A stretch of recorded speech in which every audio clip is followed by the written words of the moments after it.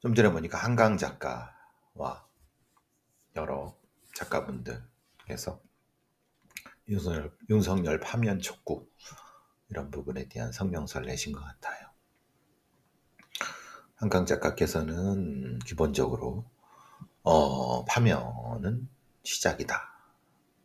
기본적인 이런 말씀을 하신 것 같고 전적으로 동의하고 한강 작가께서 여러 가지 좋은 말씀 많이 하신 것 같아요. 작품 활동도 많이 하시길 바랍니다. 제가 강의 나가는데 보니까 그 캠퍼스에 한강 작가 이렇게 사진이 있더라고요. 거기가 연세대 미래 캠퍼스 거기잖아요. 어쨌든 자, 그 국회의 입법조사처에 허민숙이라는 사람이 있습니다.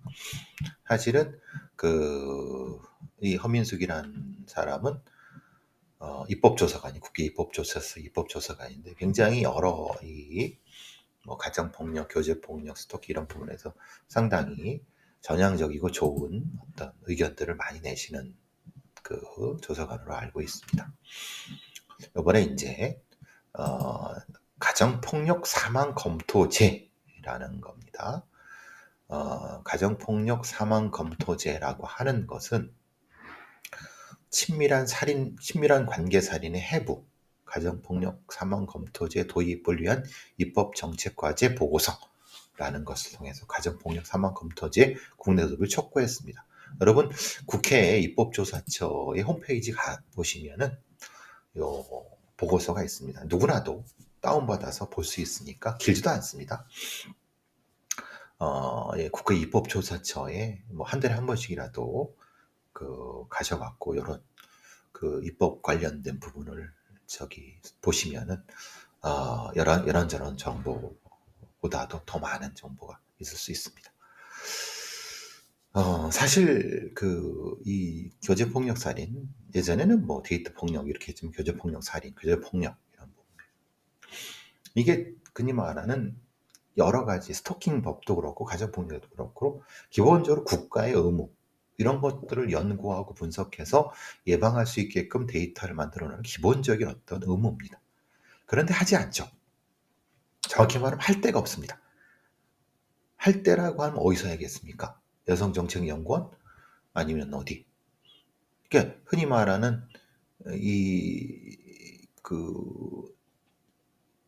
범죄에 관련된 형사정책연구원도 실제 형사정책이지 범죄 관련된 거를 제대로 하지 않습니다. 그리고 경찰대학 치안정책연구소도 거기는 다 모자란 애들, 연구 역량도 없는 애들, 그냥 대충 잡지 좀 만드는 애들, 연구 역량이 있어서 그런 게 아니라 거기는 이제 그런 거 일종의 이 외주 연구 이런 거라고 이런 거죠. 그러니까 전문적으로 그런 형태를 할 수 있는 데가 없고 그냥 학회 학술지 이런 건데 그거는 민간이고 실제로는 그거는 담보할 수가 없죠. 그러니까 국가 혹은 공공기관이 그럼 서울연구원이라든가 아니면 서울시 복지재단이라든가 아니면 그런 데에서 뭘 해야 되는데 걔네들은 그런 거 할 생각도 없고 그런 걸 할 수 있는 어떤 역량도 없죠. 그래서 보통 이런 게 범죄와 이 흔히 말하는 소수자 복지 보호와 연결됐다고 하면은 기본적으로 이제 제가 늘 말씀드린 것처럼 소수자에 대한 폭력 범죄를 연구하는 범죄분석센터가 있고 그것이 여성가족부건 아니면은 이런 관련된 쪽과 공동 연구라든가 이런 걸 분석을 통해서 해야 되는 시스템이 돼야 된다. 제가 늘 말씀드린 거죠. 이 말하는 자 우리나라에서 자살률이 높아요. 자살률이 굉장히 높아요. 그럼 자살 관련된 어떤 심리부검이라든가 이런 것들을 해야 된다라고 하지만 실제로 합니까? 그냥 간헐적으로 아니면 뭔가 몇 년에 한 번씩 하지도 않고 데이터도 없습니다. 한다고 하더라도 너무 수박 겉핥기. 그러니까 이 허민숙 저자관의 말씀이 가정폭력 사망 예를 들면은 검토제 같은 형태. 그러니까 제가 예전에 한 2년 전인가 아동 사망에 대한 사망 검토제를 해야 된다. 그거 하는 나라도 있고 이 가정폭력 그것도 하는 나라도 여러 대 있습니다. 근데 기본적으로 근본적으로 각각의 것을 이렇게 하는 것이 아니라 기본적으로 경찰 내에 아니면 수사기관 내에 아니면 수사기관 왜 수사기관 내냐 하면 수사 기록을 직접적으로 봐야 되기 때문에 보고 분석해야 되기 때문에 그 안에 있어야 되는 겁니다. 왜 미국의 연방수사국에서 범죄 분석센터를 FBI 내에 두냐면은 연방에서 법적으로 주에 있는 많은 사건들을 이렇게 가져와서 데이터베이스를 가져와서 거기서 분석하고 그걸 가지고 뭘 할 수 있는 시스템이 돼 있기 때문에 아무리 미국이 개판이라고 해도 저 트럼프 같은 미친놈이 있다 하더라도 기본적으로 범죄 분석 시스템에서는 상당히 우리가 보고 배워야 되는 부분이 있습니다. 제가 그래서 계속 되도 않는 소리지만 FBI를 얘기하고 왜 CCM을 얘기하고 범죄 분석을 얘기하는지 겁니다. 흔히 말하는 프로파일링이라고 하는 건 범죄 분석입니다. 말 그대로 연쇄살인범을 잡고 이런 것이 그것이 아니라 기본적으로 모든 범죄 분석을 기본으로 하는 겁니다. 그게 전제가 돼야 되는 겁니다. 그러니까 뭣도 모르는 새끼들이 무슨 프로파일러를 없이고 떠들고 다니는 거는 사실은 그거는 허개비들이 기본적으로 경찰 내부에 있는 경찰 내부의 데이터를 분석을 통해서 범죄를 예방하고 그리고 그러면서 당연히 범죄를 검거할 수 있는 이런 시스템이 자연스럽게 되면 당연히 가정폭력 사망 검토자라는 게 이거는 자연스럽게 되는 겁니다. 왜냐면 지금 교제폭력살인의 전수조사를 한다고 하는데 순수조사를 하는데 그 전수조사를 이미 그 대법원 판결문 갖고 한대요. 웃기고 자빠져 있는 거죠. 아니 경찰 내부에 이미 다 데이터가 있는데 그건 공개를 안 하고 이미 다 판결을 받은 거란데 그래서 빠져나가는 게 얼마나 많습니까? 그러니까 뭔지도 모르는 새끼들이 모르는 놈들이 이런 뭐 전수조사를 한답시고 경찰청에서 이 골빈 새끼들 경찰청 내에 이런 골빈 새끼들 아니 기본적으로 킥스라든가 아니면 경찰서나 경찰 이 부서에서 이미 수사한 내용이 번연히 있는데 그걸 분석해서 객관화시키는 작업이 먼저가 돼야 되는데 그거는 모르는 건지 모르는 척 하는 건지 빼고 하니까 허민수 같은 사람이 이러는 사람들은 예를 들면 뭐 아동사망 검토제 아동사망 검토 이런 식의 얘기만 하는 거예요. 그럼 이 사망 검토제를 어떻게 하겠다는 겁니까? 어느 데이터를 가지고 하겠다는 겁니까? 그죠? 그럼 그 데이터를 가지고 한들 걔네들이 주겠습니까?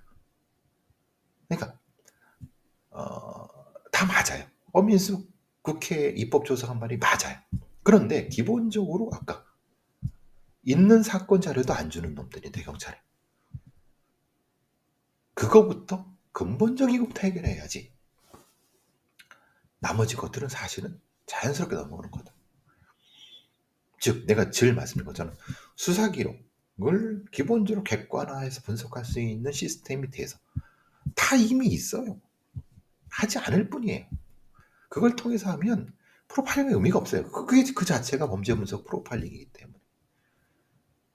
그러면 당연히 자살자에 대한 분석, 아동학대, 가정폭력, 여제폭력 다 할 수 있거든요. 진짜 어디 가서 우물 가서 수리로 찾는 격이죠.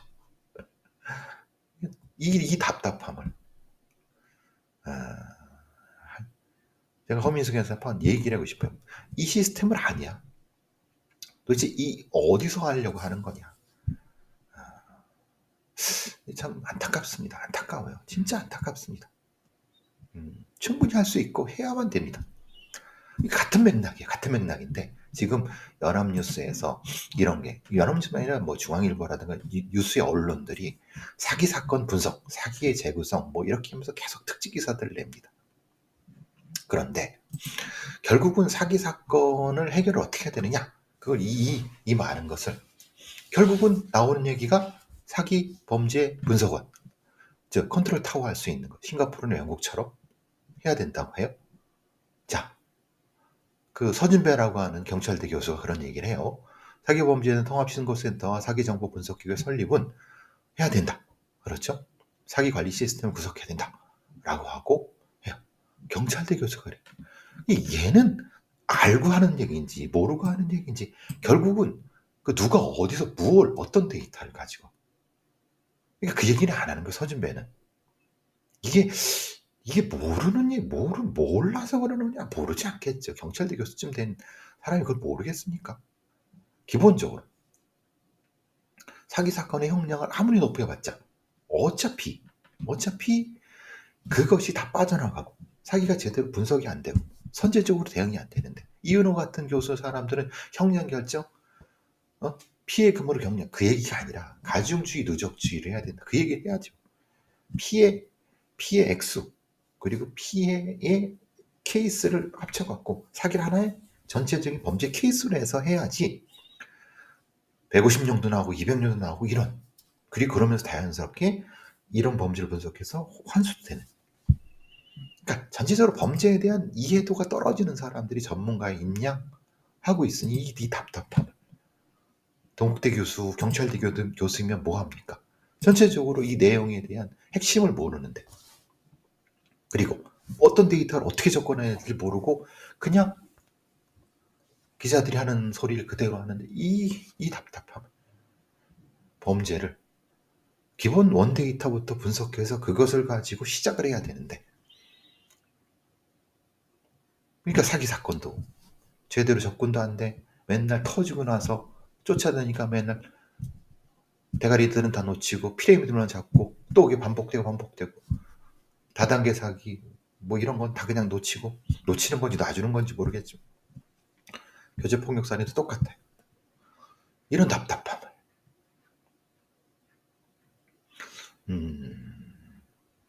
근본적으로 사기 범죄를 수사할 수 있는 전문가를 만들어내려면 사기 범죄가 어떤 범죄인지를 정확히 분석해서 거기에 맞는 전문적인 역량이 대응할 수 있게끔 그 전종할 수 있는 사람을 만들어내야 돼. 그 데이터를 보관을 하고 그 데이터를 공유해야 돼. 그래서 그것을 수사, 기소, 재판에 다 써먹고 나중에 얘들을 교화할 때 교도소 단계에서도 써야 돼. 그 축적해갖고 선제적으로 대응해야 돼. 그것이 국가 재정 시스템이랄까 금융 시스템에 녹여야 돼. 그게 핵심이에요. 그래서 범죄 분석이 필요한 거예요. 모든 사람이 프로파일러가 될 필요 없습니다. 기본적으로 그것만 핵심적인 것만 공급해주면 되는 거. 교제폭력 살인이든 가정폭력이든 무엇인가 기본적으로 이게 뭔지 데이터를 통해서 무엇을 하고 그들을 심리부검을 하든 뭐 이렇게 데이터를 통해서 선제적으로 대응하고 가해자 피해자